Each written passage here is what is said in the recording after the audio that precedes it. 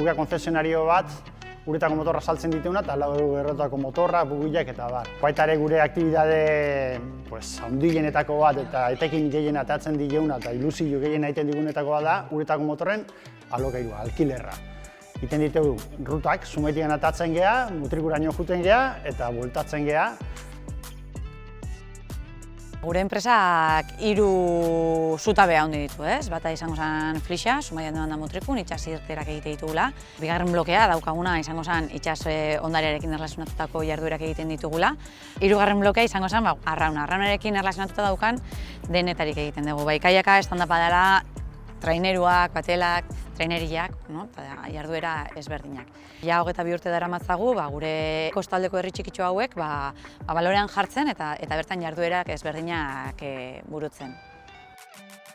Gu hasi ginen guen dela 4 urte eskolakin, eta gure ekintzak dira diferentiak. Batetik hau surfeko ikastarua eskau, gero bodyboardare bai emate deu eta padel surfare bai. Ekintza diferentiak egite ditugu surfan barruan, adibidez skateare bai, eta horta dedikatzea.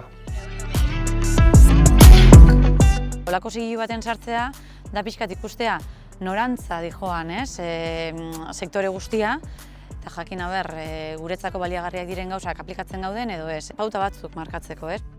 Ematen dizute ikusteko beste modu bat eta baita ere honekin ikusten duzu beste mundu bat bai eta nola ere baita ere zauden beste aktibidade batzuk egiten dituzten jendearekin ideiak hasten dituzu.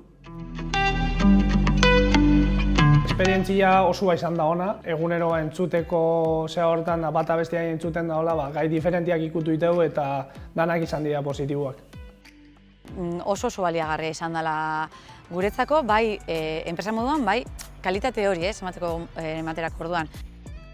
Zigiluak ematen diguna da seriotasun bat, klientearen lasaitasunerako. Honek baduka zigilu bat, honek badakit ingo izkitela gauzak berdan bezala.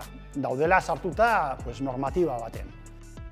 Guretzako bada errefuertzua jakiteko bidean aurrera goazela fundamentuz.